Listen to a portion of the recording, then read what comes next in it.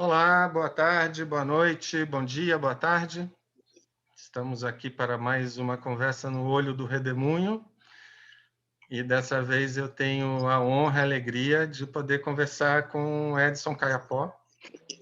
O Edson é professor do Instituto Federal de Tecnologia. Como é que é mesmo o nome do instituto, Edson?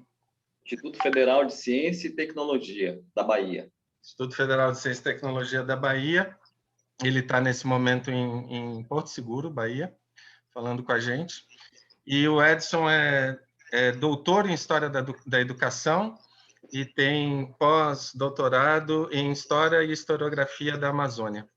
O Edson é autor de obras, de livros que foram premiados no Brasil e no exterior, inclusive tem um prêmio da Unesco, né? E a gente está aqui para falar de um tema que eu acho que é um tema super importante nesse contexto das conversas desse canal, dos temas desse canal, que é o tema do encontro, do diálogo ou do desencontro e dos equívocos entre perspectivas, visões de mundo e saberes indígenas e não indígenas. E a gente vai focar principalmente em saberes indígenas e em saberes acadêmicos, científicos acadêmicos. Então, a gente vai falar sobre em que pé que estão esses diálogos, se é que eles estão de fato se estabelecendo, e se a gente pode construir algo novo e bacana e interessante a partir dessas conversas, entre essas perspectivas, essas tradições e esses saberes. Eu peço já para darem like, por favor, para tornarem-se membros do canal, que ajuda e me incentiva aqui a continuar esse trabalho que eu tenho curtido muito fazer desde mais ou menos um ano atrás. Daqui a pouco o canal vai fazer um ano. E já passo a bola para o Edson com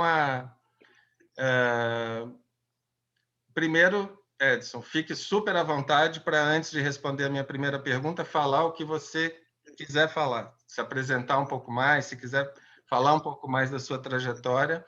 Mas a minha primeira pergunta seria essa que eu já meio que ensaiei aí nessa apresentação, que é em que pé que estão esses diálogos? Eles existem de fato? Existem diálogos consistentes entre a academia, a ciência e saberes indígenas do Brasil hoje? Edson. Olha só, eu queria começar, né? Na verdade, quero começar, né, dando boa noite, boa tarde, bom dia, né, que seja como for, boa madrugada para quem estiver nos assistindo, e dizer que para mim é uma satisfação muito grande estar aqui no canal, né, do Flávio Lobo, que me convidou e que, né, eu aceitei esse desafio para fazer esse diálogo aqui, que não é um diálogo tão tranquilo e simples. Mas vejam só, eu gosto de redes sociais, tá? Eu assim, estou no YouTube, desculpa, no YouTube não. Na verdade, eu tive um canal de YouTube, mas eu não, YouTube não. Mas eu estou no Instagram, estou no Facebook, por exemplo, e gosto muito dessas redes sociais e especialmente faço ativismo, assim.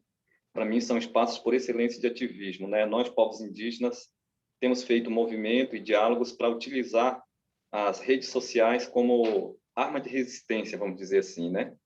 E aí eu estou dizendo isso porque todos os dias, e às vezes num dia eu recebo muitas mensagens de pessoas assim dizendo vou defender meu doutorado, quero que você leia minha tese, né?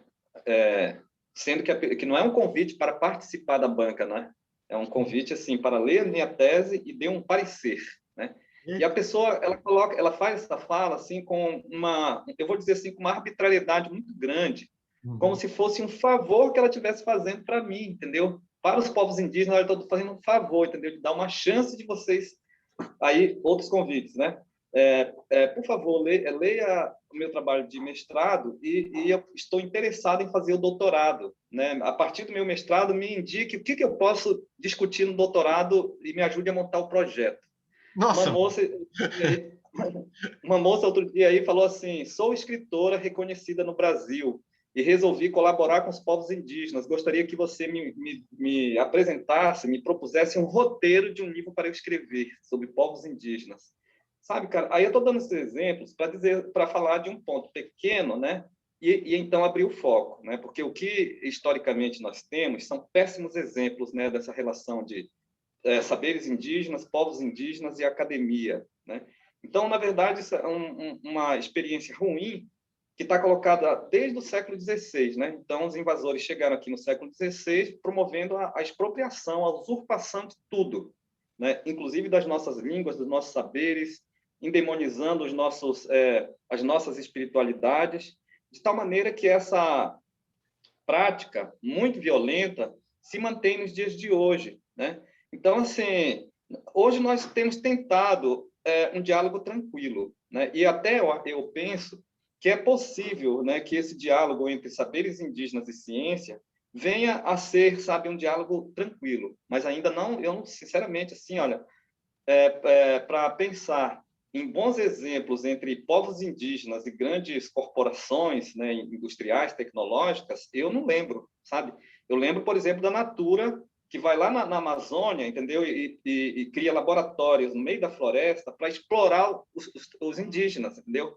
Para comprar 1 tonel de óleo de andiroba por uma mixaria e depois vender um frasco pequenininho do óleo trifásico, eu acho o nome, por um preço absurdo, sabe? Só para dar um exemplo, né? E assim, tirando isso, eu consigo lembrar assim de uma experiência real, né, que eu tenho vivenciado por aqui, no caso aqui no sul da Bahia, que é um movimento chamado Teia dos Povos, que aí nós estamos montando uma articulação muito bonita entre povos indígenas, povos do campo, povos de terreiro, movimento negro, movimento de mulheres, movimento LGBTQI+, né? E assim, montando um movimento muito interessante que não é só de diálogos e de debates, é de prática mesmo, né? Depois de todas as conversas, depois de nós colocarmos as nossas pautas na mesa e tentar cruzar, né, o que há de comum entre nós, aí vamos então arregaçar as mangas, né? Onde que vai ser a primeira produção de, sei lá, de horta, né? De verduras. Ah, vai ser na aldeia do povo Pataxó, lá no município de Pau-Brasil. Então vamos juntar, né? Os assentamentos aí que tiverem tratores e máquinas, levem, entendeu? Levem suas enxadas, suas ferramentas, e nós vamos montar uma horta lá na aldeia. E depois que a gente terminar lá, entendeu? A próxima horta vai ser no assentamento Terra Livre, né, que é da rapaziada vinculada ao MST. Né? Então, essa experiência eu vejo, sabe? E aí tem, sim, um diálogo com a ciência. Né? São pessoas que vêm de várias áreas dos saberes e pessoas muito especializadas, né? Doutores, pós-doutores, não só do Brasil, mas de várias partes do mundo, que vêm para participar e conhecer essa experiência e colaborar, obviamente, com seus saberes. Esse tipo de experiência eu vejo com muito bons olhos, sabe? Mas, tirando isso, o que a gente tem assistido historicamente é a expropriação, a usurpação, a biopirataria, né? Escancarada. Então, assim, eu vou repetir, olha, a Natura, por exemplo, porque eu acompanhei alguns processos, a Natura responde vários processos na Amazônia, né? Dos povos da floresta contra ela. Então, a Natura faz propagandas belíssimas da Amazônia, na Rede Globo e nos grandes canais de comunicação, e as pessoas acham que a Natura é salvadora dos povos indígenas e da floresta, e isso definitivamente não é verdade. Na minha opinião, a Natura, sim, é uma expropriadora, entendeu, dos saberes dos povos indígenas, né, e uma exploradora do trabalho dos povos da floresta. Então, infelizmente, o que eu tenho a dizer é isso, mas eu vejo com bons olhos a possibilidade disso ser diferente, né? Eu penso, inclusive, que é necessário que seja diferente, né?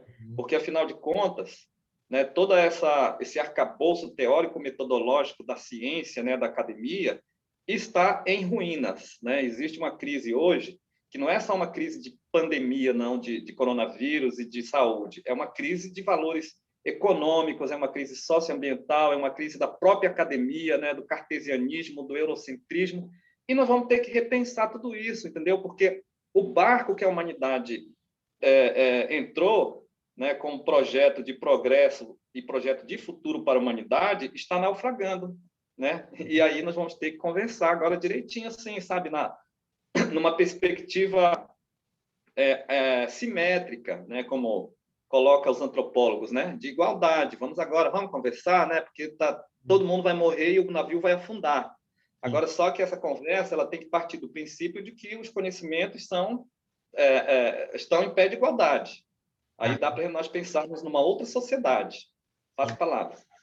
E você acha que atualmente você reconhece na academia no Brasil, por exemplo, bastante gente com essa disposição, mesmo que ainda não sabendo muito bem como, mas com essa abertura para um diálogo em pé de igualdade ou não? Olha, do ponto de vista teórico e até metodológico, né, existe já muitas propostas, né? O próprio projeto decolonial ele dialoga, ele pelo menos propõe um diálogo tranquilo, né, da ciência, né, valorizando a construção de um novo saber, na verdade, que valorize as tradições, né, dos povos indígenas e dos povos tradicionais. Mas eu não sei, sabe? Para mim, assim, isso ainda está muito no campo das ideias. Né? Eu ainda não vejo a viabilidade disso do ponto de vista prático. E aí, vou dar um exemplo aqui, né? As pessoas têm às vezes muita boa disposição, mas assim, a moça fazia doutorado em antropologia e queria conhecer o poder maravilhoso e mágico do pajé no estado do Amazonas, né? E aí ela foi lá na aldeia, conversou com a comunidade, com o pajé, falou da proposta, né? Quero pesquisar os saberes do pajé, né? E dar visibilidade para os povos indígenas, tal. A galera aceitou e o pajé falou: olha, então é o seguinte, você vai ter que ficar aqui na aldeia, acompanhar tudo, né? Eu quero lhe pedir que você fique bastante atenta a tudo que vai acontecer aqui para você entender esse poder que você está dizendo aí do pajé, né? Quem está falando é o pajé. E aí, depois de uma semana, essa moça começou a pressionar o pajé, dizendo assim: olha, pajé, eu estou aqui há uma semana, até agora não vi, né? Você não me apresentou esse seu poder mágico e eu tenho tempo muito curto, eu preciso, né, de escrever minha tese, fazer minha coisa. E aí o pajé falou: minha filha, observe, tá bom? O que eu posso te dizer é isso. E aí, depois do 15º dia, mais pressão no pajé, e o pajé falou: minha filha, observe, sabe? Você tem que ter a sensibilidade apurada. No final de um mês lá, ela falou: olha, pajé, eu não posso mais ficar porque um mês tem minha família, tem a faculdade, tem tal, né? Os gastos, eu não consigo mais ficar aqui e eu não consegui coletar, né, as informações que eu necessitava. O pajé falou: olha, minha filha, você é incapaz, de fato, de compreender, sabe? Porque se você não consegue perceber que todos os dias, né, os pescadores saem, pegam peixe, trazem a cambada de peixe, né, e distribuem, né, e recebem em troca farinha, né, e recebem em troca açaí, né, e que há uma troca aqui de coisas entre nós, né, e que quando uma pessoa adoece, nós vamos lá fazer a benzição e fazer um chá, que as pessoas cuidam uma das outras, e aí que está o poder da nossa espiritualidade. Se você não consegue entender isso, essa sua tese aí, obviamente, que não vai sair, né? Então, esqueça, vai embora, entendeu? Porque aqui você não vai conseguir compreender nada. Para te dizer, sabe o quê, Flávio? Que assim, as pessoas, muitas das pessoas até têm disposição, mas ainda não conseguem entender, não conseguiram ainda entender a pegada de como lidar com esse diálogo, como fazer esse diálogo, né? Aquele ranço antropocêntrico se mantém, sabe? De pensar assim: pô, eu sou da academia, vou lá, né? E vou até, inclusive, ajudá-los, né?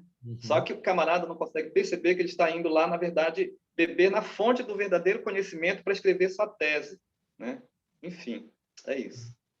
E você acha, Edson, que entre os obstáculos, que são muitos, né, para esse tipo de relação, e tem obstáculos de várias naturezas, né? Histórico, político, comunicacional, um monte. Mas você acha que entre esses obstáculos, a coisa mesmo ali, mais o núcleo duro da perspectiva científica mainstream, né? A coisa ali da construção epistemológica, de separação de sujeito-objeto e tal, essas questões teriam que ser abordadas para um começo de conversa assim, mais sistemático, assim, de um programa de vamos ver como é que a gente consegue construir conhecimento junto. Você acha que tinha que começar nesses pressupostos ali filosóficos e tal? Ou você acha que isso não é uma coisa importante? É mais importante começar uma prática e aí essas coisas vão surgindo organicamente. Como é que você veria? Como é que você curtiria fazer se é que você curtiria fazer um programa assim desse tipo de diálogo entre esses saberes? Eu acho que são as duas coisas caminhando juntas, né? As Uhum. pessoas, elas têm que ter uma prática mesmo. Então, se eu vou pesquisar e quero pesquisar a temática indígena, né, os saberes indígenas, então eu tenho que ter uma proximidade, né, dos povos indígenas, obviamente. Eu tenho que dialogar com eles e tenho né, ir lá onde eles estão, observar com cuidado e tal.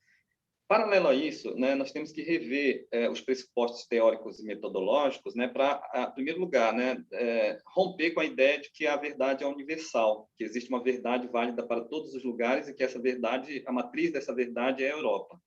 Né? Uhum. Enquanto nós acharmos que a matriz é a Europa, né, o diálogo não vai fluir. Né?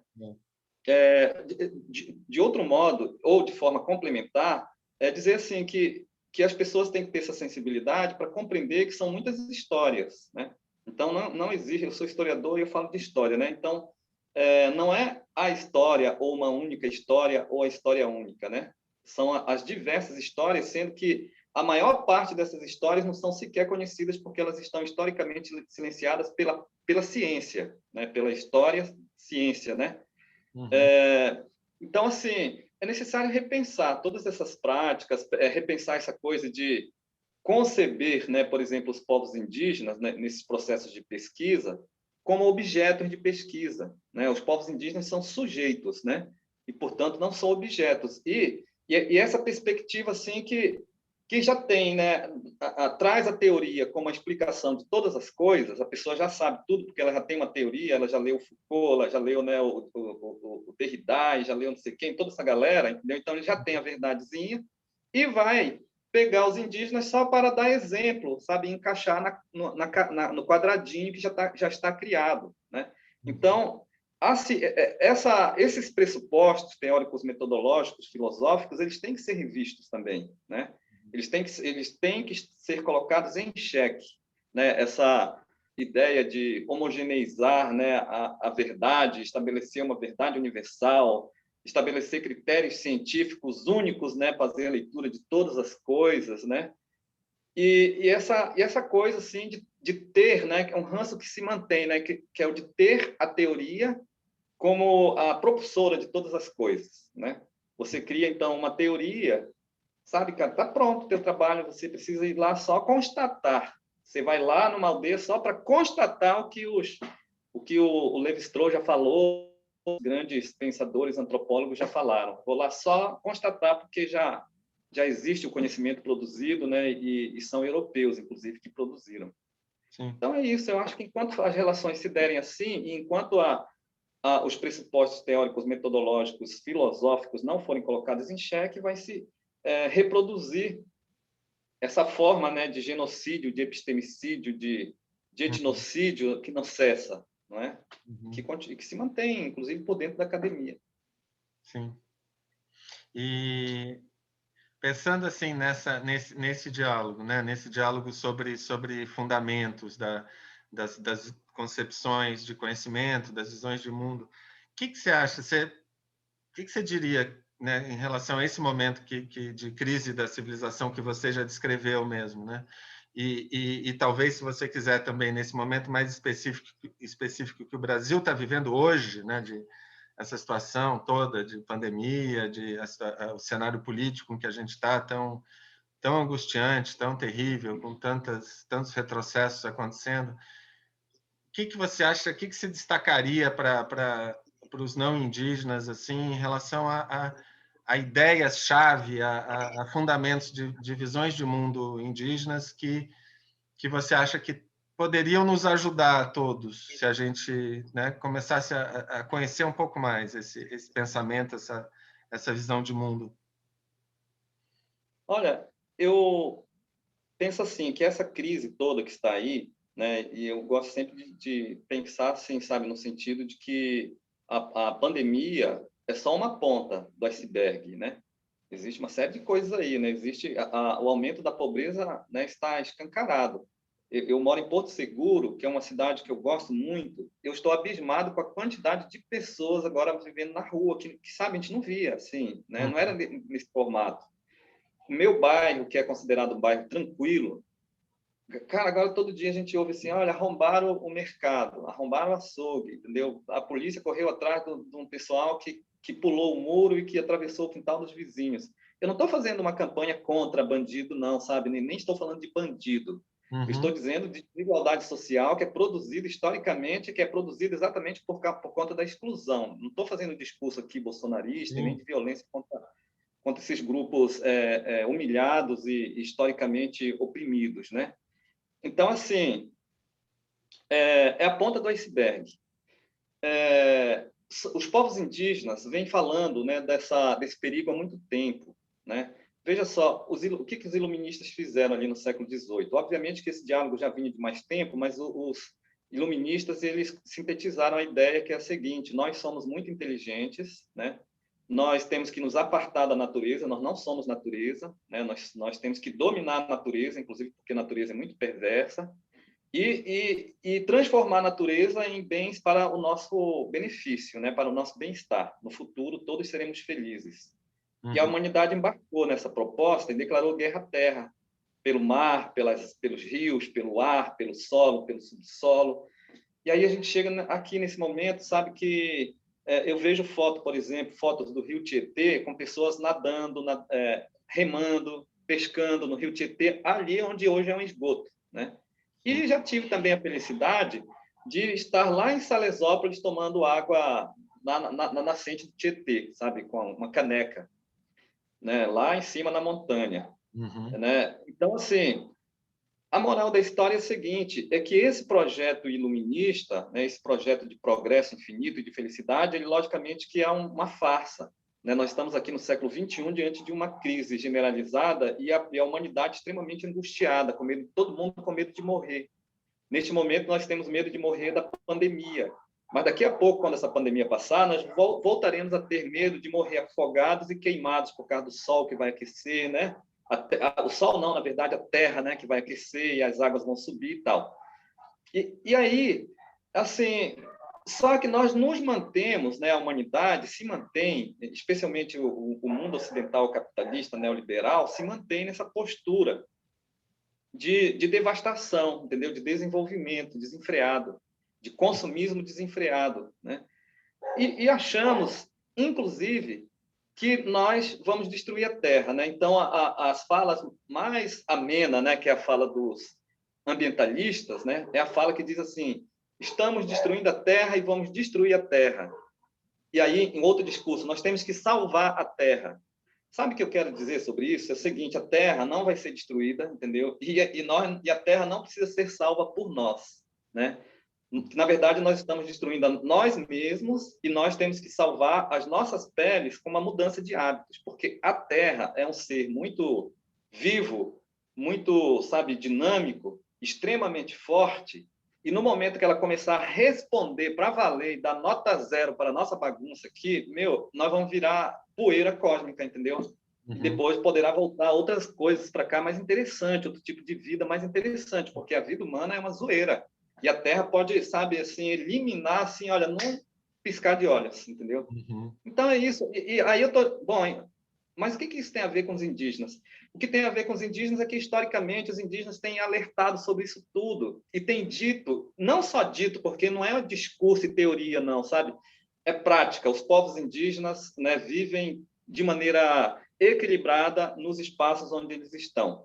Então, lá na Amazônia, por exemplo, né, meu espaço ali de origem, os territórios preservados são os territórios indígenas. Aonde não é território indígena é o quê? Madeireira, entendeu? Mineradora e agronegócio. Então, você vê soja e devastação para todos os lados. E os territórios indígenas que estão virando as ilhas, né, de preservação. Então, isso comprova tranquilamente que os povos indígenas têm essa habilidade, esse saber de lidar, né, de maneira equilibrada com esse meio, né? E esta forma equilibrada, ela tem a ver com uma perspectiva cosmológica. Os territórios indígenas são espaços sagrados de produção e reprodução da vida. O Ailton Krenak diz assim, são espaços cosmogônicos, né? Nós herdamos dos nossos antepassados esses jardins e vamos cuidar desses jardins, porque dentro desses jardins tem tudo de sagrado, tem árvores, tem rio, tem montanha, tem animais, tem espíritos, né? Tem os nossos antepassados, então nós vamos cuidar com muito cuidado. Então, este aprendizado, eu penso assim que a humanidade tem que adotar, sabe? Porque já está muito claro que nós estamos caminhando para um precipício sem fim, né? Diante dessas nossas práticas, né? Cartesianas, eurocêntricas, capitalistas, né? Então, é um momento de nós fazermos um movimento de, sabe, de 360 graus e repensar tudo e fazermos o diálogo com os povos indígenas, sabe, para aprendermos como que é possível a vida simples, mas uma vida tranquila, uma vida respeitando as outras formas de vida humana e não humana. São aprendizados que a comunidade, a comunidade mundial, e especialmente a comunidade ocidental capitalista, tem que aprender e fazer o diálogo para aprender. Sim. É isso, mais ou menos. Uma curiosidade, é o Fred Mercury aí? Na sua camisa? Não, é o Carlos Marighella. Não tive tempo para ter medo. Cara, tá muito parecido. Eu achei engraçado ter essa frase em português. Será que o Fred Mercury falou isso? É o Marighella. Então, estou aqui esperando para ver o filme até hoje. Provavelmente eu consigo, se eu for atrás, mas... Aqui está suspenso, né? Pois é. Carlos Marighella, cara. Eu acho que esse é um recado para nós, ativistas, sabe? Eu assim, obviamente que eu tenho os cuidados. Quando eu saí da Amazônia, eu saí corrido lá das ameaças, né? De pistoleiros, de garimpeiros e tal, diante do meu ativismo. Aí eu cheguei aqui na Bahia, tem uma região aqui de muito conflito de fazendeiros com indígenas, implicância de fazendeiro com os indígenas. E lá nesse território, eu quase morri, entendeu? Os caras me pegaram na BR-101, colocaram fogo no carro que eu estava, que era um carro do Instituto Federal, inclusive, da Bahia. Me deram um monte de pancada e tal. Então, assim, é uma violência que se reproduz em todos os lugares. Mas eu tomo, obviamente, todos os cuidados do mundo, mas eu tipo assim, pô, eu não vou parar para ter medo, sabe? Então, eu gosto do recado do Carlos Marighella, sabe? Não tive tempo para ter medo, porque se a gente parar para ter medo, a gente não consegue fazer nada, entendeu? A Sônia Guajajara e o Almir Suruí estavam sendo criminalizados aí pelo governo, pela FUNAI, pela Polícia Federal, e a Justiça ontem federal falou, olha, não, senhor, isso aí não tem validade, né? É isso. Sim. Aliás, falando nessas atualidades aí, desses processos malucos contra lideranças indígenas, eu quero lembrar hoje, assim, a quem estiver escutando, que nós estamos num dia com mais um episódio terrível que eu acho que tem tudo a ver com tudo que a gente está discutindo. Eu sou um militante contra a guerra às drogas já há muito tempo, antes de eu conhecer a ayahuasca, há muito tempo eu milito nesse sentido, e hoje nós tivemos uma chacina no Rio de Janeiro. 25 pessoas mortas. E possivelmente daqui a pouco haverá mais, porque deve ter vários feridos, né? 25 pessoas mortas pela polícia dentro de uma cidade. Isso é uma barbaridade de um tamanho, assim, é uma coisa tão absurda. O que justifica isso, né?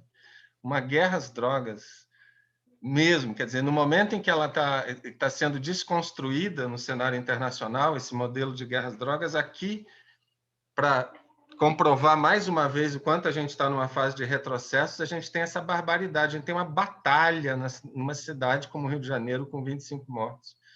Uma coisa, né, inacreditável. Mas, voltando ao que você estava falando, eu lembrei do filme que eu vi há pouco tempo, A Última Floresta, né? O filme dirigido, cujo roteiro e acho que direção também, né? O roteiro com certeza é do Davi Copenaua, né, em parceria lá com o cineasta, que eu não me lembro o nome. É um belíssimo filme que mostra muito bem isso que você falou, né, dos territórios ali na Amazônia, que são os territórios indígenas, que estão mais ou menos preservados o tempo todo sofrendo ataques, né? O tempo todo sendo invadidos, né? E a dificuldade ali que o filme mostra, muito angustiante, né? De você ver aquela invasão por garimpeiros o tempo todo ali, eles tendo que fazer um monitoramento e a poluição por mercúrio, né? Um monte de problemas acontecendo continuamente. E eu queria só, antes de passar a próxima pergunta, te falar uma coisa que isso que você falou, né? Essa pegada que eu acho também muito engraçado, porque a gente, né? Você tem um modelo cheio de equívocos, né? O modelo de visão de si mesmo, como homem, como espécie, como animal neste planeta, né? Com ultra-egóico, né? Que se coloca ali acima da natureza e tal. E quando percebe que não está dando certo, continua sendo egóico quando diz precisamos salvar o planeta. Não, a gente precisa salvar a gente mesmo. O planeta vai continuar, fique tranquilo que o planeta vai continuar.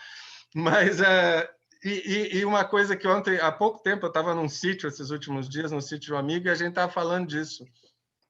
Na minha visão, assim, essa visão errada, ela começa, por exemplo, de concepções do tipo que são muito comuns nesse meio em que eu transito, em que esse canal transita, que é um meio, digamos, espiritualizado, né? Então, é muito comum nesse meio dito espiritualizado a replicação de uma visão que eu acho totalmente equivocada, que é uma visão segundo a qual a coisa fina do universo, a coisa mais elevada, mais fina, mais sofisticada, mais inteligente, não é a matéria nem a natureza, é algo que transcende a matéria e a natureza.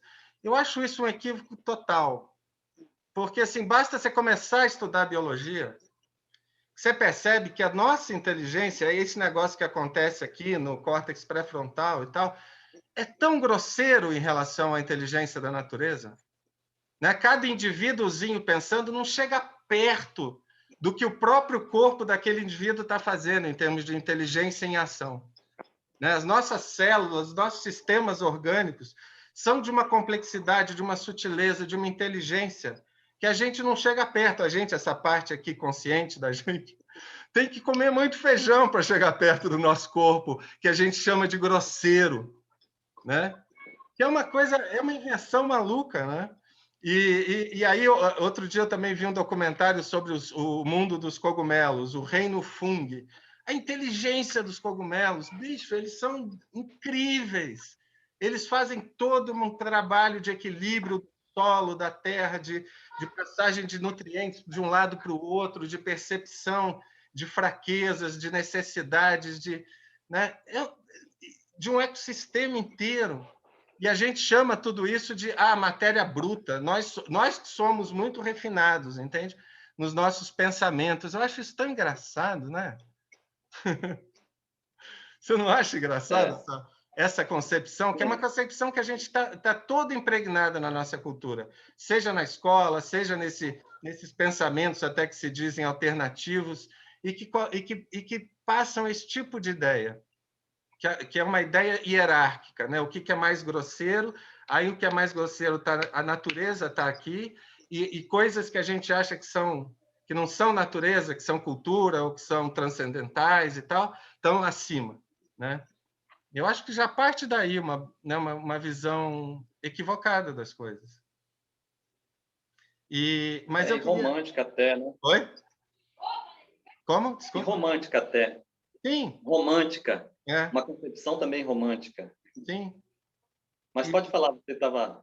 Não, eu só queria compartilhar essas ideias. E mudando um pouquinho aqui o roteiro que a gente tinha planejado, me veio uma coisa.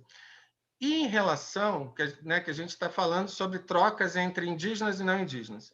Mas, assim, uma coisa que me fascina muito nesse cenário atual das culturas indígenas no Brasil de hoje, do ponto de vista de quem está sendo beneficiado pela diáspora da ayahuasca e das chamadas medicinas da floresta, né? Alguém que não indígena que utiliza essas medicinas e se beneficia muito delas, eu percebo uma coisa que eu acho super bacana, que é uma espécie de uma construção de uma consciência pan-indígena, digamos, de trocas entre culturas indígenas, né? Então, você vê, por exemplo, várias culturas indígenas que não têm na ayahuasca uma tradição secular, também se apropriando da ayahuasca, mas, quer dizer, fazendo uma conversa entre aquelas culturas amazônicas e a cultura guarani, por exemplo, ou a Cariri-Chocó, e aí, por exemplo, os Cariri-Chocó tinham lá a Jurema deles, né? Só que aí eles percebem, caramba, tem uma supervalorização da ayahuasca, E a gente costuma fazer os nossos rituais de Jurema só com a Jurema, como se fosse só a chacrona, né, a chacruna. E aí a gente pode colocar uma outra planta e vai ter um efeito que, né, que vai, sei lá, eu não vou dizer que é parecido, mas, em suma, é comparável. O efeito né, uma outra planta de poder maravilhosa, lindíssima, né? Mas é uma outra coisa, são outros espíritos, é uma outra tradição, mas, ao mesmo tempo, tem essa troca.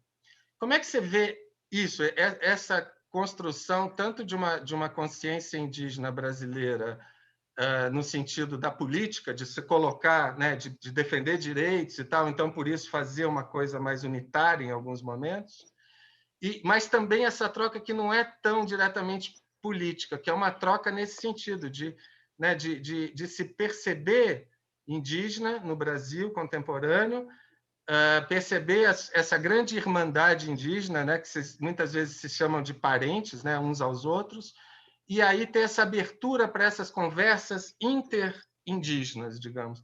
Você acha que isso está crescendo muito no Brasil? Ou é uma impressão de quem chegou no campo agora recentemente como eu? Olha, sim, tem acontecido, sim. Muitos povos, né? Porque tradicionalmente os povos indígenas que utilizam a ayahuasca, né, como planta de poder, são especialmente os povos ali da Amazônia ali oriental, né, o Acre, especialmente ali aqueles povos que eles chamam de origem pano, né, o Runicuim, enfim, Kuntanauá, né, Sim. aqueles povos lá. E esses povos, eles têm feito uma articulação de sair, né, não todos, obviamente, né, mas representantes deles saírem e virem especialmente para os meios indígenas para fazer essa articulação. E os povos indígenas de outros lugares aprendem, inclusive, a produção, né, da bebida, né, a mistura ali do cipó com a chacrona, e começam a fazer os rituais. Eu vejo isso com muita positividade. Eu vejo isso como uma interculturalidade no formato que deve ser feito, assim, com muito respeito. Porque a troca, né, não é troca, não, esse movimento de interculturalidade que deve acontecer, por exemplo, entre indígenas e a sociedade não indígena, infelizmente não é de respeito, inclusive em termos de ayahuasca, né? Em termos não só da ayahuasca, mas de tantas outras plantas e outras substâncias, né, que para os povos indígenas são sagradas, né, como o rapé, os vários tipos de rapé, o cambô, a sananga, né, e a própria ayahuasca, entre outras, que você, inclusive, já citou. Então, eu vejo coisas assim, olha, aqui em Porto Seguro tem um festival, eu não vou falar mesmo, sabe, às vezes os parentes ficam bravos porque tem alguns que se juntam, aí eles criam lá um festival que é o tecno-xamanismo, entendeu? Aí lá nesse tecno-xamanismo, as pessoas ficam lá consumindo bebidas e as drogas alucinógenas sintéticas, né? E misturam com a ayahuasca, entendeu? E aí ouvem sons. Eu não sou contra rave, sabe? Mas eu acho que as coisas elas não podem ser confundidas nesse formato. Porque, tipo assim, vou tomar ayahuasca e tomar rapé para dar um barato, cana, né? Para eu dançar, pular e tal. Então, e sem falar assim, né, numa comercialização absurda. Então, para você tomar um copo de ayahuasca ou sei lá, uma medida lá de ayahuasca, você tem que pagar de R$100. Se você não quiser tomar ayahuasca, você pode ir e vai pagar mais barato. Você pode pagar R$400, entendeu? Mas você não vai tomar ayahuasca. Se você quiser tomar, você vai pagar 700. Sim. E os povos indígenas que são chamados ali para serem coautores, sabe, pessoas de segunda categoria ali naquele evento, recebem ali um dinheiro para comer, sabe, para pagar o ônibus e talvez assim uns R$100.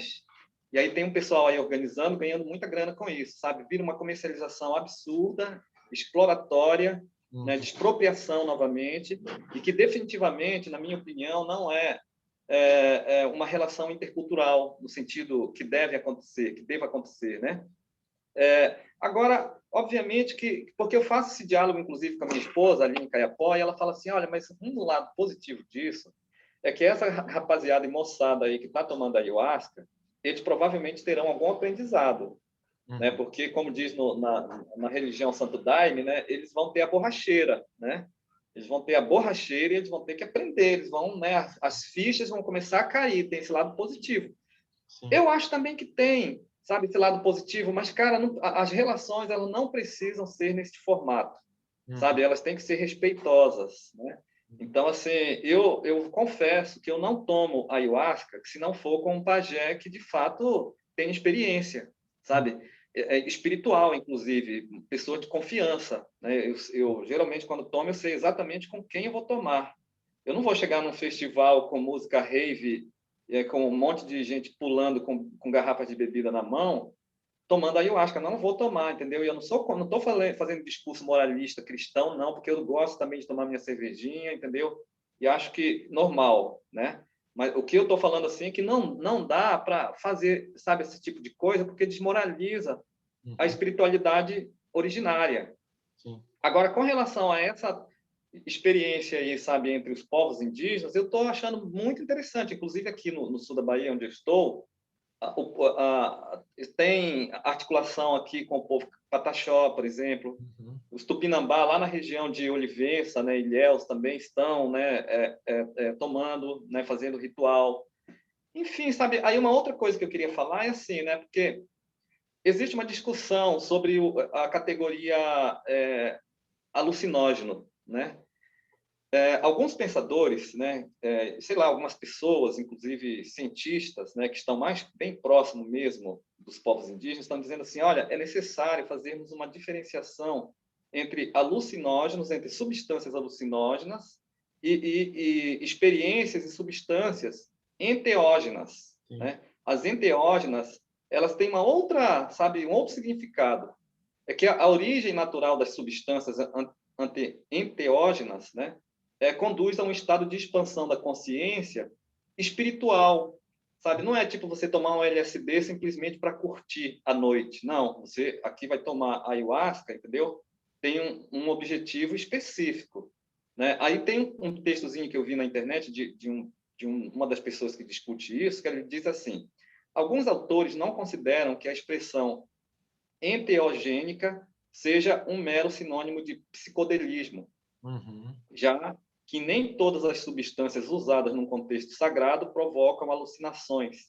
E para diferenciar o uso de alucinógenos com finalidade lúdica, os estados de comunhão com a divindade são característicos do uso tradicional de substâncias visionárias.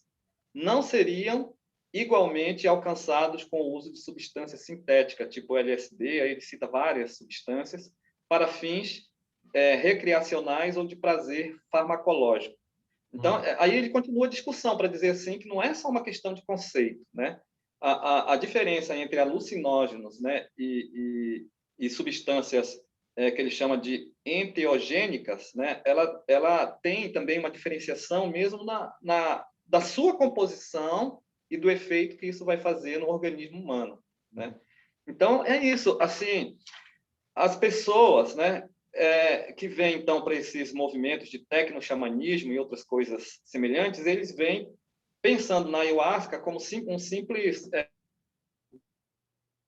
e as coisas não podem ser assim, nesse formato. Inclusive porque, quando a gente pensa em alucinógenos, a gente já pensa logo em onda. Vamos fazer onda, né? Vamos tomar chá de cogumelo. Quando eu fui estudante da Universidade Federal de Minas Gerais, na graduação, a rapaziada tomava chá de cogumelo, ia lá no curral da faculdade de veterinária, pegava né, cogumelo. Eu morava na casa de estudante e o pessoal fazia salada de cogumelo, suco de cogumelo sabe, mousse de cogumelo. E eu acompanhava aquilo ali, entendeu? E às vezes participava. Não me sentia bem, sabe? Mas conheço a experiência, que é uma experiência diferente, por exemplo, de um ritual de ayahuasca. É isso. Só para quem não está inteirado desses debates aí de terminologias e tal, enteógeno, o conceito de enteógeno é manifestação do divino interior, né? O divino dentro de você, né? E então é outra pegada. Eu particularmente, Edson, vou te falar até a minha posição em relação a essas coisas, né? Eu acho uma coisa super subjetiva, tá? Não estou aqui tentando estabelecer nenhuma verdade absoluta de forma alguma, mas eu acho assim que essas plantas, no caso da ayahuasca, nem é uma planta, são duas, né? E é um processo, né?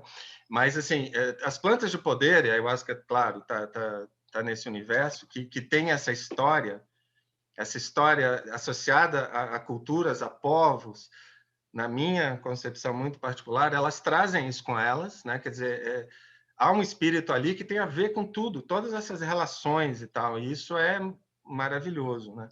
E os cogumelos também têm, né, uma história em tradições indígenas, ameríndias e tal. A Jurema tem, né, o Achuma, o peiote, né? E eu acho que a gente que tem esse privilégio de receber tudo isso, que não é só a planta, todo esse pacote, quer dizer, e poder provar disso, eu acho que é uma coisa que pode ser linda, transformadora na vida das pessoas, na minha vida tem sido. Mas eu também, a diferença é a seguinte, eu concordo com esse negócio, eu não gosto da palavra alucinógeno nem para relações bacanas que as pessoas têm com psicodélicos sintéticos. Então, porque eu acho, na minha experiência, que você pode ter vivências incríveis com LSD, por exemplo, né? Muito bonitas. Ele pode ser um enteógeno, né? Aquela coisa do set and setting, né? Depende de como você usa, em que contexto, de que maneira, com quais pessoas, né? Com que disposição emocional, com que respeito pela substância.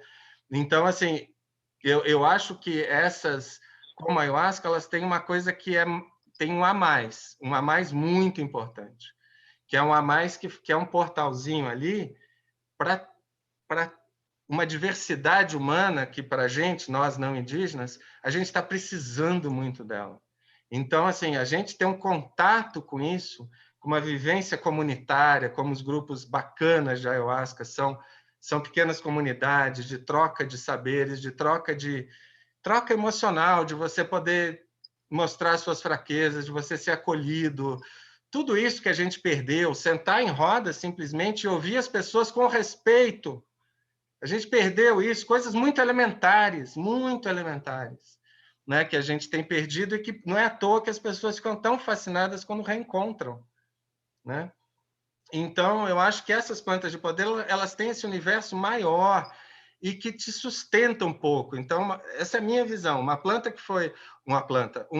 Uma substância que foi descoberta no laboratório há décadas, como o LSD, como o MDMA, ela não tem todo esse pacote aí de significados, de histórias humanas que de certa forma, te dão guiança, te conduzem na experiência, se você deixar, se você for respeitoso, né? Você tem ali um chão, né? Você tem um solo ali, que essas substâncias sintéticas não dão, você tem que construir sozinho. Então, essa é a minha visão, mas eu tenho uma visão muito, como você vê, também muito favorável no sentido de que você pode ter experiências muito bacanas com enteógenos sintéticos também, desde que com responsabilidade, com sabedoria. Não, eu concordo com você em relação a isso, né? Eu penso também nesse formato. Uhum.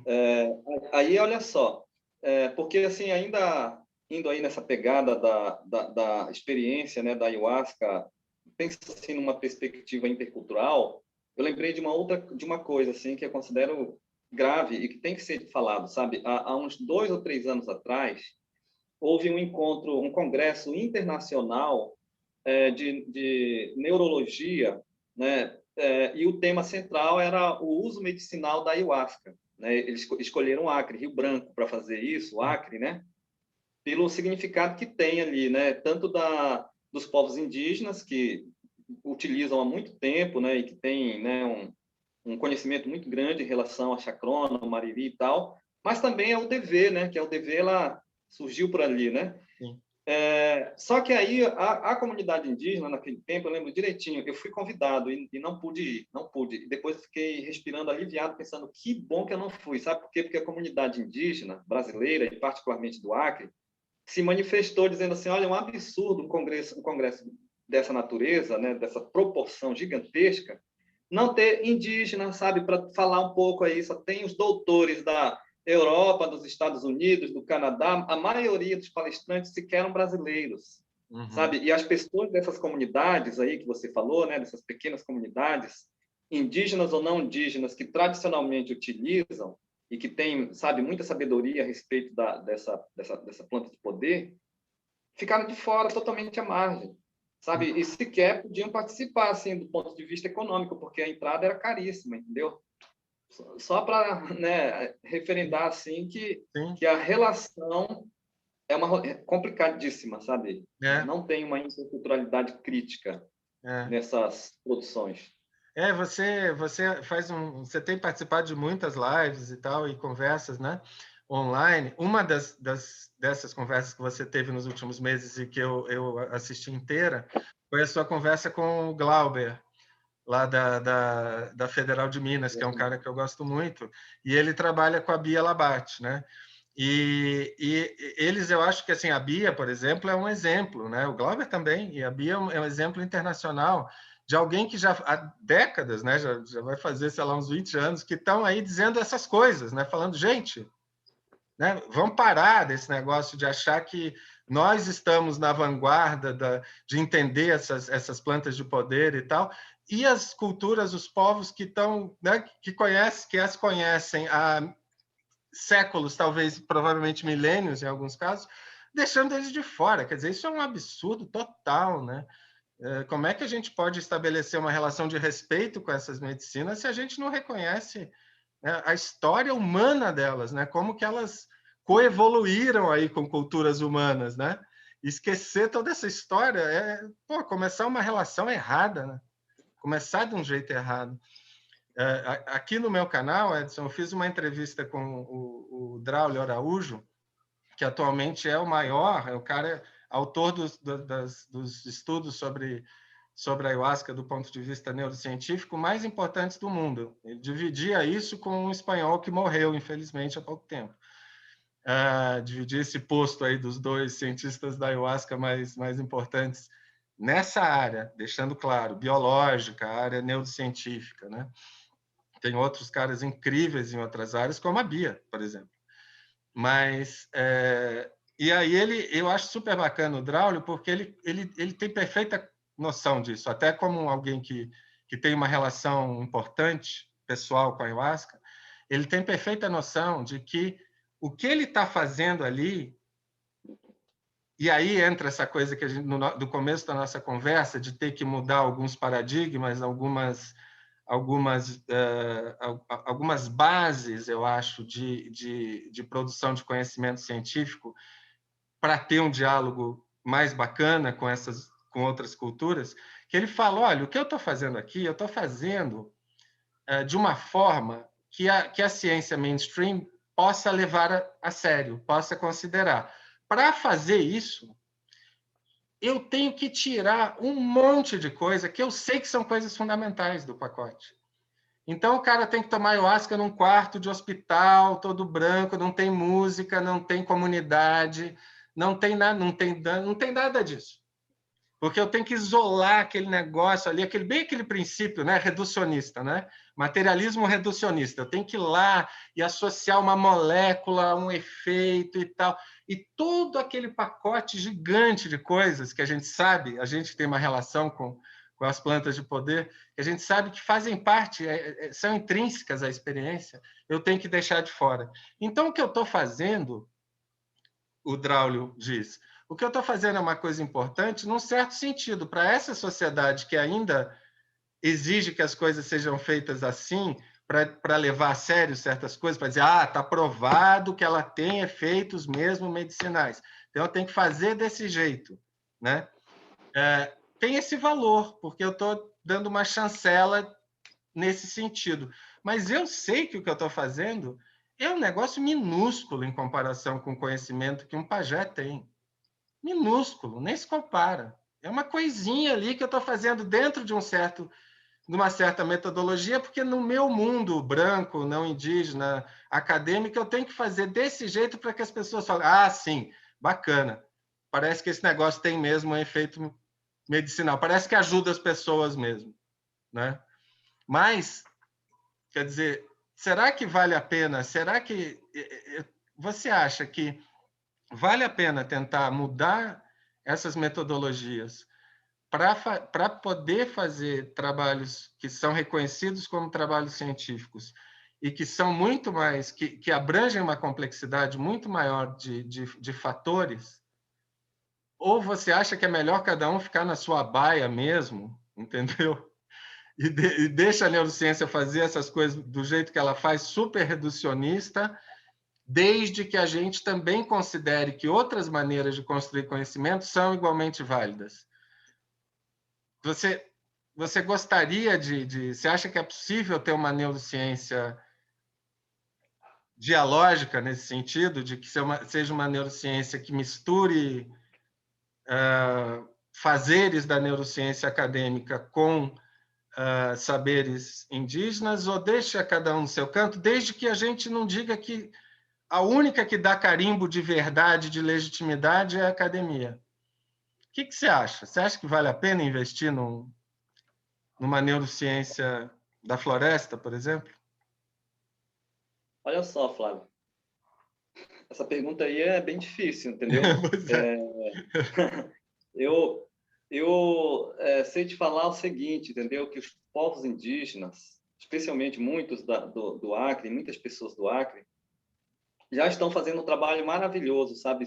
Transitando pelas cidades. Eu conversei com o Haru Shinando, do povo Kuntanauá, e o Haru falou assim, olha, nós hoje estamos fazendo um trabalho inverso do que os missionários fizeram desde o século XVI, que eles vieram aqui para violentar a gente, adoecer a terra, adoecer a nós e adoecer a eles.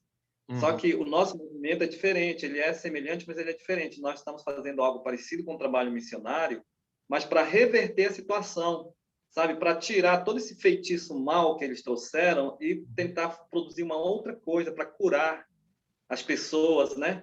Desse egoísmo, dessas vaidades, dessas coisas absurdas. Dito isso, eu preciso dizer assim, Flávio, que tem pessoas muito boas. Eu fiz muita crítica à ciência e à academia, mas eu não tenho nenhuma dúvida que tem grandes parceiros e muitas pessoas boas, né? Você citou aí o Glauber, né? E outras pessoas, e eu, sei lá, lembro de tanta gente que eu ando muito envolvido também com a academia. Eu sou do ativismo do movimento indígena, faço muito diálogo com o movimento, mas cotidianamente eu estou conversando com doutores, mestres, pós-doutores, em reuniões de grupos de estudos, de pesquisa. Hoje mesmo eu participei de um grupo sobre decolonialidade e nós discutimos assim, Quirrano mesmo, né, a fonte original. E aí, depois de tanto debate, no final eu falei assim, olha, gente, eu queria encerrar a minha participação nesse grupo dizendo assim que os povos indígenas, né, no Brasil, né, o movimento indígena brasileiro não se sente contemplado na proposta decolonial, né?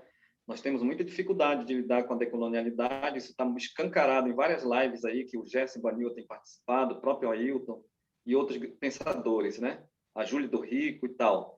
E que nós temos feito muito diálogo com a proposta do bem viver, com todos os cuidados que devem acontecer, né?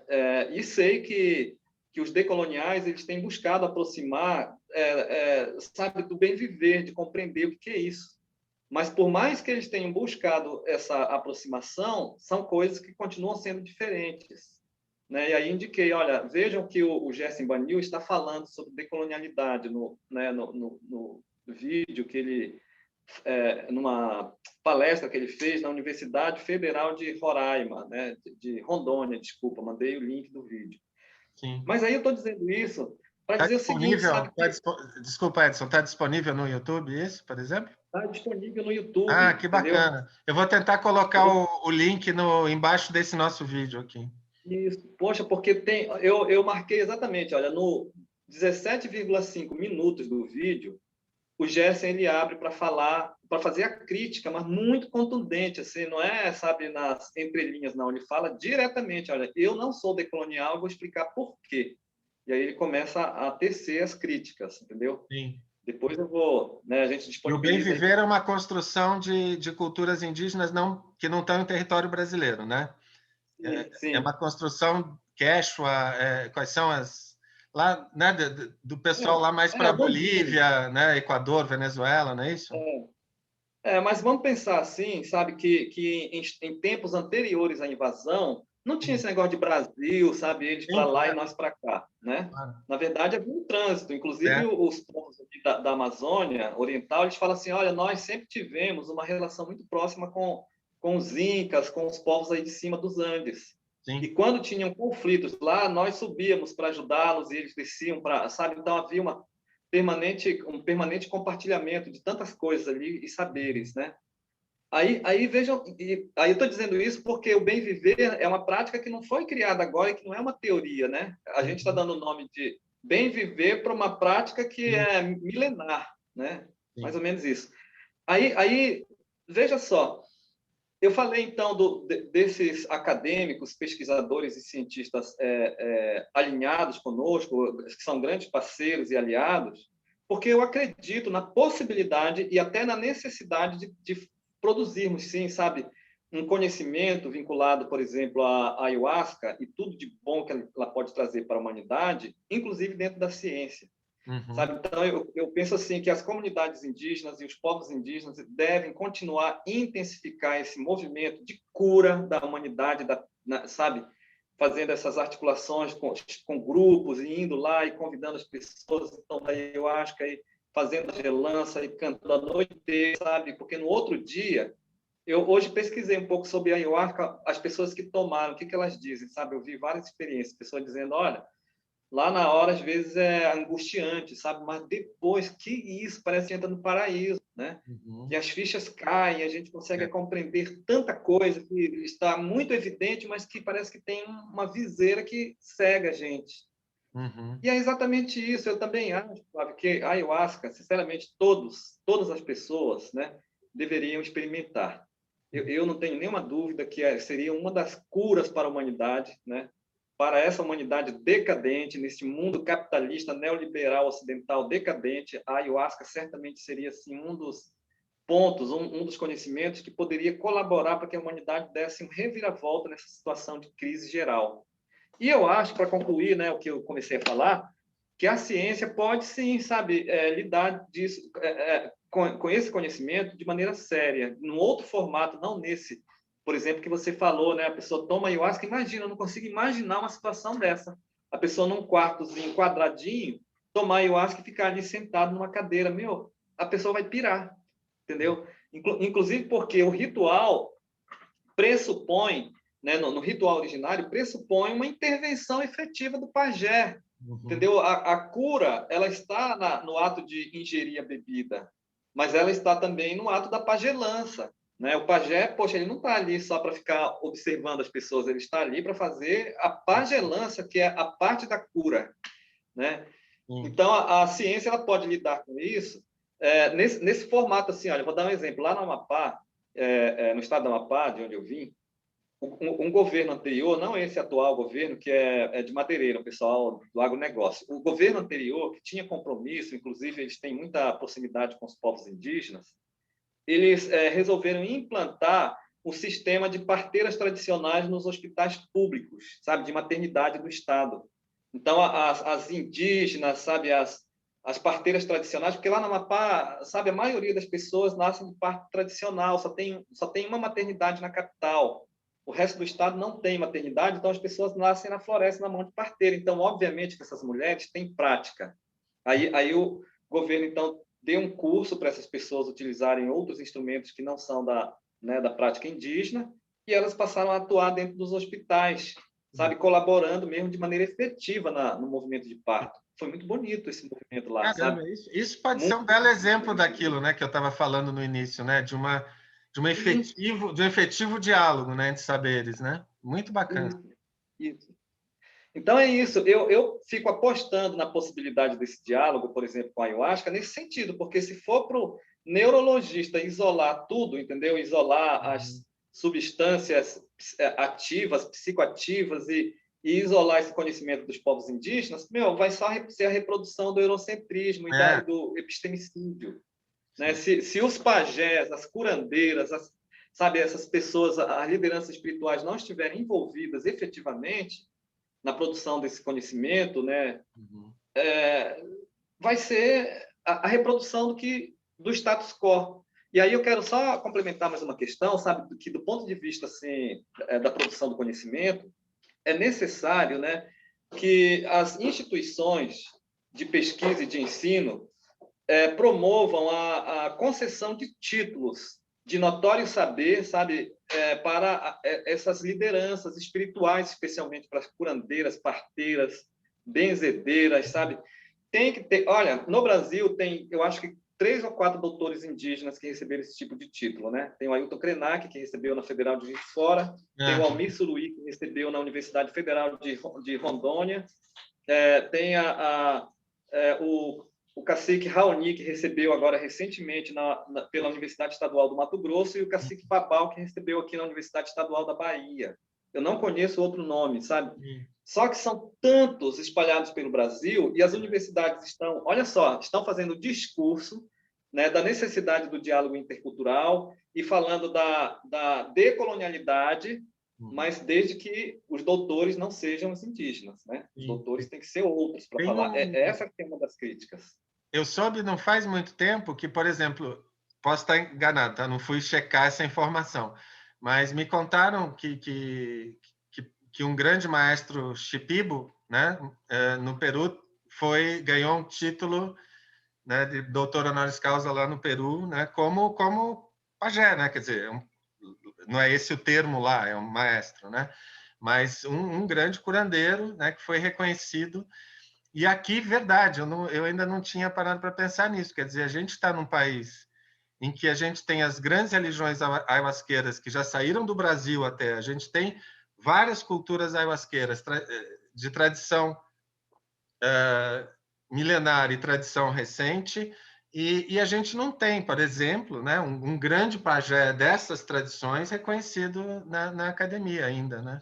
Por causa disso, porque esses aí que você citou, os 4, eu acho que não deve ser nessa pegada, né? Imagino, porque não são de culturas ayahuasqueiras tradicionais, né? Aliás, como é que você conheceu a ayahuasca? Porque também Caiapó não é uma cultura ayahuasqueira, né, tradicional. Então, eu conheci ali no Acre, pelo Acre, né? Eu já tomei várias vezes ali, sempre com os povos do Acre. Eu tenho um grande parceiro que nós nos consideramos irmãos, né? Que é o Haru Shinan, do povo Pantanauá, que é uma grande liderança espiritual. Não é pajé, né? Mas é um jovem, inclusive, de 30 e poucos anos, mas parece que tem um espírito de, sei lá, de 200 anos, sabe? A força dele. Depois eu conheci um outro grande líder do povo Runicuim, né? Kaxinawá, que é o Iban Runicuim, que inclusive canta, né? Maravilhosamente bem. Agora imagina ficar uma noite inteira, entendeu? Ouvindo os cantos do Iban, cara, né? O Iban canta com o grupo Mauaca, entendeu? E com outros grupos, né? Ele canta para fora do Brasil, o povo do mundo inteiro quer ouvir o Iban. Só que o pessoal conhece o Iban como músico, né? Uma pessoa que tem uma voz belíssima e que canta cantos de cura belíssimos e não conhecem, não sabem, por exemplo, que o Iban é um pajé, entendeu? Da ayahuasca. E o Iban, eu vou assim, eu não sei nem se eu posso, mas vamos lá, vou falar. Eu estou acompanhando um processo, sabe, de doutoramento do Iban em uma universidade brasileira. Eu não vou falar muito detalhe, não, que esse negócio aí está caminhando bem, entendeu? Mas provavelmente o Iban vai ser doutor nos próximos. Nossa, que legal! Tomara. Por aí. Legal. Ele é incrível, né?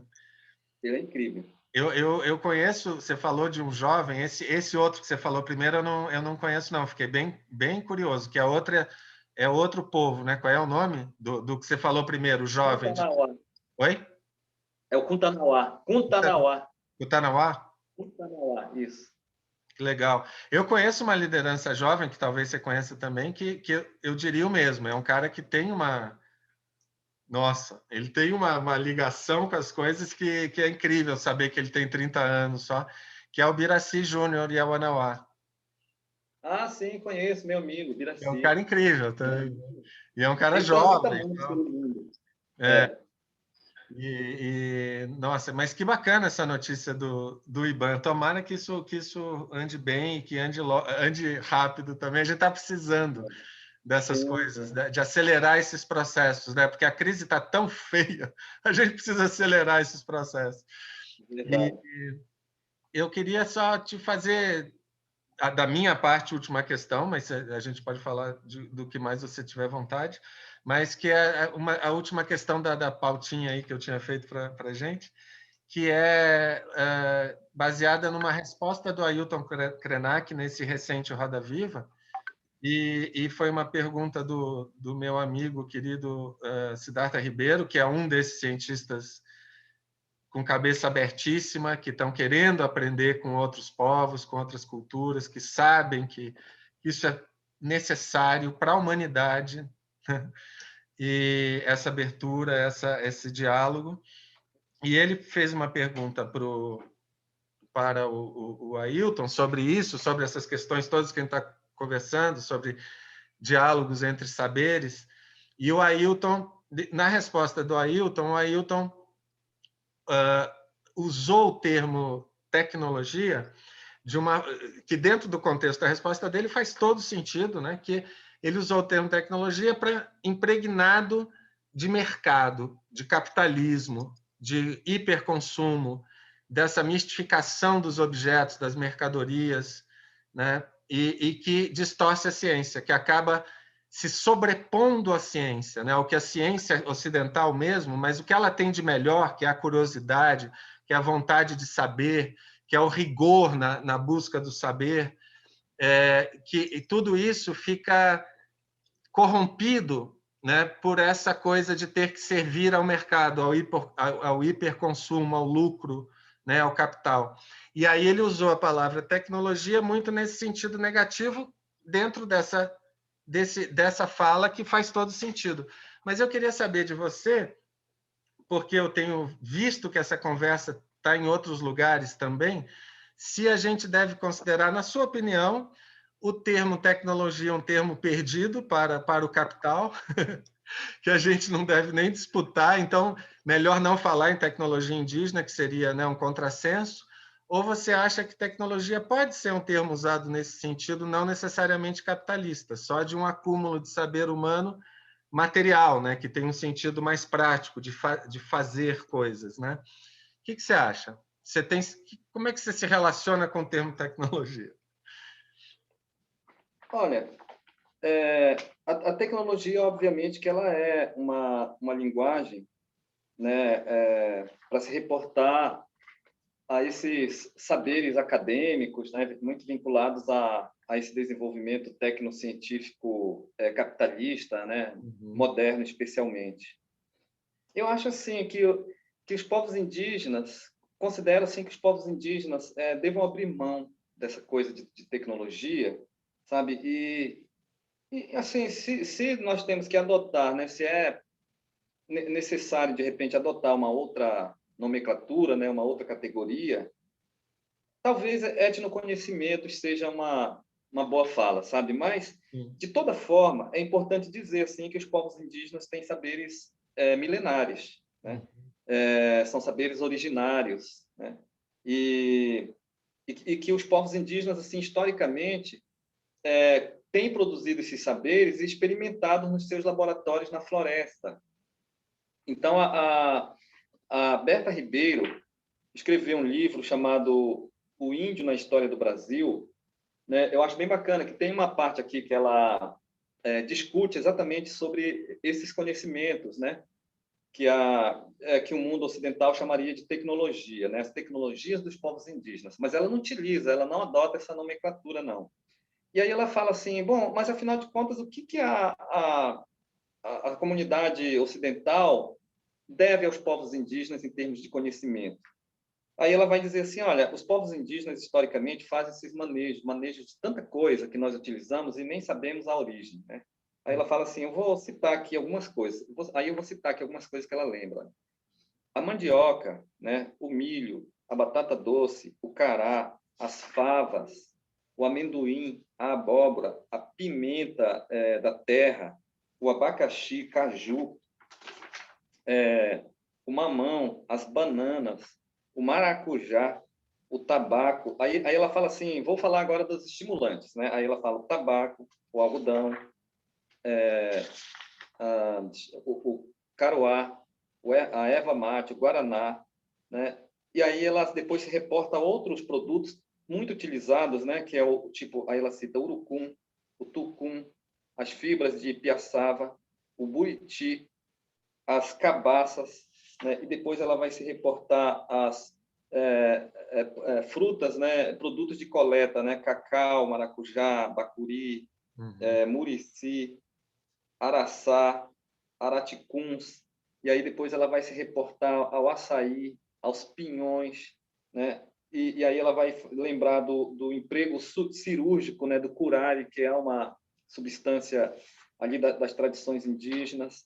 Aí ela vai lembrar também da farmacopeia, né? Muitas das coisas que são utilizadas pela indústria farmacêutica e de cosmético, né, que são conhecimentos originalmente indígenas, e que os indígenas já utilizavam, né, para fins determinados, né, tipo o jaborandi, a copaíba, a quina, né, né, que está tão falada, né, nos últimos tempos aí por conta do presidente louco que está adotando para curar coronavírus.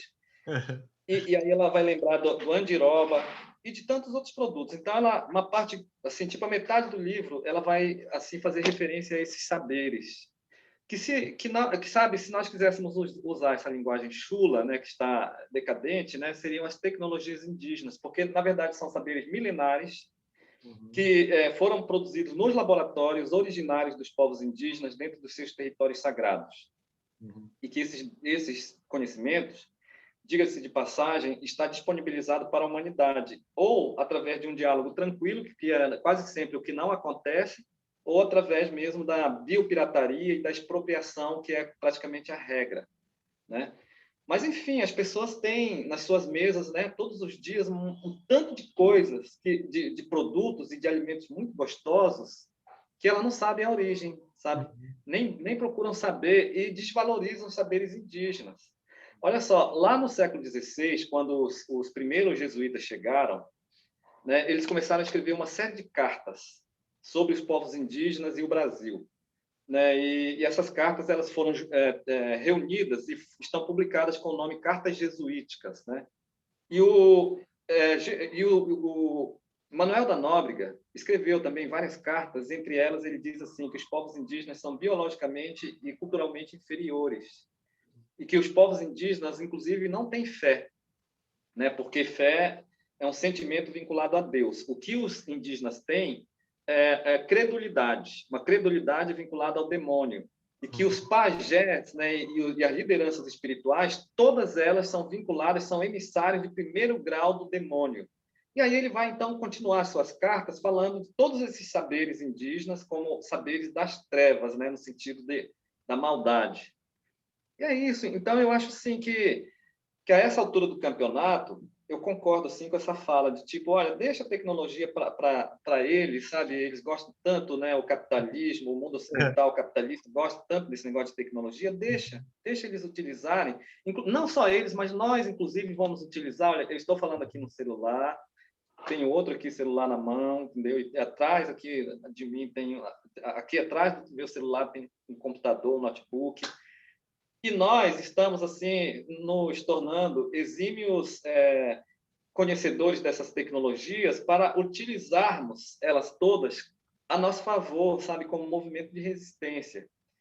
Então, assim, eu tenho um vídeo meu que bombou aí pelas redes sociais, tem tipo uns 20 milhões de visualizações, sabe? Nossa! Que eu conto uma história, que é assim, o parente estava na aldeia e, de repente, chegou um pessoal de um canal de TV, né, TV Cultura, para fazer uma entrevista sobre o Dia do Índio.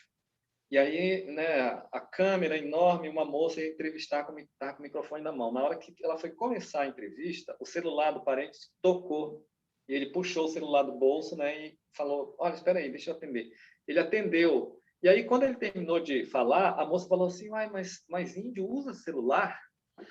E aí ele falou assim, olha, minha amiga, se você acha que nós não podemos usar celular, e se você está estranhando isso tudo, então nós temos aqui que fazer um contrato, sabe, uma coisa bem regimental, e vocês não vão poder mais comer abacaxi, nem milho, não vão mais poder comer chocolate, não vão poder tomar banho todos os dias, não vão poder comer peixe assado e, por favor, não utilize a palavra Brasil, porque essa palavra é nossa. entendeu? Já que é assim, né? Então vamos resolver as coisas de maneira bem resolvida, de maneira regimental. É isso, né? Então, na verdade, são saberes. E que são saberes, Flávio, que podem muito bem dialogar para construir uma outra sociedade. Eu aposto nisso, sabe? Assim, na possibilidade, na necessidade de um diálogo intercultural sistemático e crítico para construirmos a outra sociedade, porque esta sociedade aqui em que nós estamos está em escombros, sabe? Então nós temos agora que depurar o escombro e criar uma outra sociedade onde haja, sabe, justiça, onde as vaidades e o egoísmo, sabe, seja amansado e onde as pessoas respeitem a vida humana e não humana. No mínimo isso. Devolvo para você. Bacana. Muito legal. Nossa, mas essa resposta é maravilhosa, né? Para a moça da TV Cultura. Uma coisa que eu acho super bonita, assim, também de quanto mais eu fui sabendo disso, mais eu acho bacana que, além de todos esses itens que você citou, e tem vários outros mais, claro, mas a própria floresta, né? Eu acho tão bonito isso, quer dizer, a própria floresta, os biomas coevoluíram com esses povos originários, né? Quer dizer, que é outra coisa que está na nossa cabeça, que é uma daquelas coisas muito primárias na nossa cabeça, que é a ideia de uma natureza virgem, né? É misturado, bicho.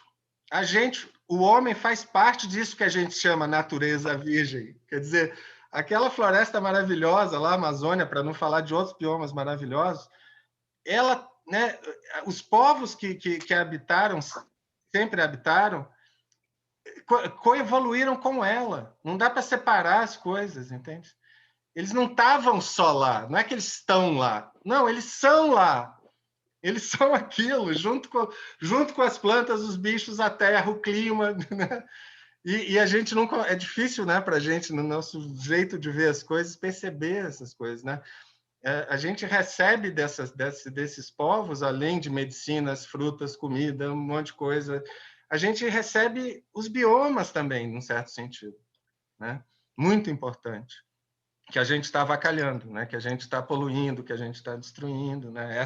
Esse modelo aí civilizacional que não somos... E a ayahuasca é uma dessas plantas maravilhosas que nos permitem olhar de fora para esses modelos e ver, pô, eu não preciso ser isso não, sabe? Eu ainda não sei direito como é que eu não sou isso, mas eu saquei que eu não preciso ser isso, ou pelo menos eu não me reduzo a esse negócio. Essa forma de pensar, essa forma de viver, essa forma de me entender como ser nesse planeta, né? Isso quando você falou, pô, eu acho que a humanidade seria melhor se todo mundo tomasse ayahuasca, eu também acho. Apesar de eu saber que nem a ayahuasca garante, nada garante, porque nada é milagre, então tem ayahuasqueiro de direita, existe, tem ayahuasqueiro bolsonarista, mas eu não tenho dúvida que se todo mundo tomasse, o efeito, na média, ia ser muito bom. Eu também não tenho dúvida, porque ela te dá uma oportunidade de ver essas coisas, né? E isso, eu acho que aí, por exemplo, tem uma diferença importante em relação aos psicodélicos sintéticos. Eu acho que com os psicodélicos sintéticos, você até pode ter esse tipo de experiência. A ayahuasca meio que está embutido. Ela te mostra essas coisas, ela esfrega na sua cara, sabe? Não, né? Tipo, ela mostra muito bem o que está errado, assim. Essa coisa da planta professora é isso, ela mostra, assim, se precisar, ela desenha, né? É uma coisa... É tudo isso, né? Você toma e tipo a ayahuasca fala, olha, esqueça o tempo agora, né? Esqueça tudo que você vai fazer um movimento, né, gigante. E aí você sobe, desce, vai para dentro de você, e sai de dentro de você, né? E rasga e se Pois é. despedaça e depois junta, né? É É. uma coisa muito bacana, cara. E aquela né? experiência que eu acho que é uma experiência tão bonita, humana, que nós, nesse modelo de civilização dominante, a gente perdeu tanto dessa experiência, que é essa experiência que não tem um termo muito bom em português, mas é uma experiência de se fazer humilde, né? Uma experiência de humildade. Mas, que essa é a coisa linda, essa experiência de humildade, que também na nossa cabeça bipolar a gente associa uma coisa simplesmente de se reduzir, mas é justamente por essa experiência de humildade que você entra em contato com um poder, com um axé, com um poder, com uma, né, com uma fonte de poder que é tão grande que te dá serenidade, né? Que te permite viver melhor, né? E isso, eu acho que tem muito a ver com a experiência mística humana, a experiência religiosa, no sentido mais bacana, né? Que ao mesmo tempo que você se curva a poderes que te transcendem, mas você, ao fazer isso, você partilha deles, né? Você está ali naquele sistemão, naquele organismo, né? E aí você é energizado por esses grandes poderes. Você recebe o seu quinhão, você recebe o seu abacaxi, o seu caju, a sua mandioca, né? Espiritual. Isso aí. Legal. Edson, eu vou, então, me despedir aqui da galera que tá assistindo, ouvindo, e eu vou pedir só para você ficar um minutinho depois comigo, depois que eu parar de gravar, só para trocar uma última coisinha. Eu vou pedir para você pelo menos 2 links para colocar embaixo do vídeo. Um do IBAN, esse que você falou, que ele fala do movimento decolonial, né? Para entender melhor, porque eu sei que é uma conversa bem complexa. Então, eu Na ponho verdade, esse link para quem quiser entender melhor. Oi? esse vídeo é o Gerson Baniwa, Esse tá? é o Baniwa, tá. Ibaniwa, Isso. né? Gerson Baniwa. Porque eu sei que essa conversa é uma conversa, né? Uma conversa que tem é bastante complexa, né? E muito importante, né? Eu até soube que teve uns mal-entendidos aí com o Ailton recentemente em relação a essa história aí. Eu espero que a gente, né, que esses povos e ancestralidades das quais a gente precisa tanto nesse momento para sair dessa e para transformar esse modelo doentio que a gente está nos dominando hoje, né, que são, né, as origens africanas, ameríndias. Eu espero que as pessoas se ouçam melhor e se entendam e possam estar juntas nesse grande projeto, né, de transformação. Mas é isso. Eu peço quem estiver ouvindo, quem gostou, que dê like, que se torne membro e que compartilhe, se possível. E Edson, se você quiser falar qualquer outra coisa, se despedir, a bola está contigo. Te agradeço Tá muito, certo. viu, Edson? Muito bacana, adorei conversar com você. Gratidão, valeu. Eu sou grato pelo convite, né, e pelo diálogo também tão estimulante. É um assunto muito bacana, assim, né? Geralmente as pessoas me chamam para falar muito de política, de movimento. Esse diálogo aqui também teve isso tudo, né? Mas poxa, eu achei muito bacana, assim, que focou muito na questão da espiritualidade, que é uma temática que me sensibiliza muito. Quero agradecer ao público, né? E parabenizar o programa e dizer assim que essa crise ela tem que ser superada, né? E nós temos que baixar a nossa bola para pensar assim que nós temos que criar uma outra sociedade de fato de respeito a nós e à Terra, né? Não podemos nos arvorar agora a querer sermos os salvadores da Terra, né? Porque antes nós provocamos então o antropoceno, né? Destruição geral, devastação, e agora nós vamos ser os salvadores da Terra, né? E me parece que isso aí continua sendo parte do projeto, né, antropocêntrico, né? O homem, o ser humano, querendo ser agora o salvador da Terra, né? Então, na verdade, nós temos que baixar a nossa bola e construirmos uma sociedade, sabe, assim, uma sociedade tranquila, uma sociedade de respeito, inclusive de respeito às diversidades dos povos indígenas, né? É uma diversidade índio, né? Não é um conceito que não cabe. As nossas diversidades não cabem na ideia de índio, como diz o Daniel Munduruku, índio é o metal, né? E como todo metal tem lá na tabela periódica o seu número atômico, a sua massa atômica, e nós não somos isso, nós somos uma diversidade tão grande de povos, né, e de línguas, e que lá no século XVI, na invasão portuguesa, nós éramos mais de 10 milhões de pessoas, falantes de mais de 1.200 línguas diferentes, e que fomos assim violentados muito durante séculos, mas teve uma resistência, né? E dessa resistência estamos aqui nós, mais de 1 milhão de pessoas, falantes de mais de 200 línguas diferentes, né? E compomos mais de 300 povos diferentes. E a nossa população está aumentando, as nossas línguas estão sendo revitalizadas, as nossas tradições e espiritualidades estão, né, se fortalecendo.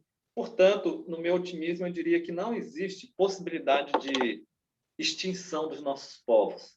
O Francisco Van Hagen, né, que era um dos grandes cientistas brasileiros do século XIX, dizia que o extermínio dos povos indígenas aconteceria pela incapacidade de nós acompanharmos o progresso nacional.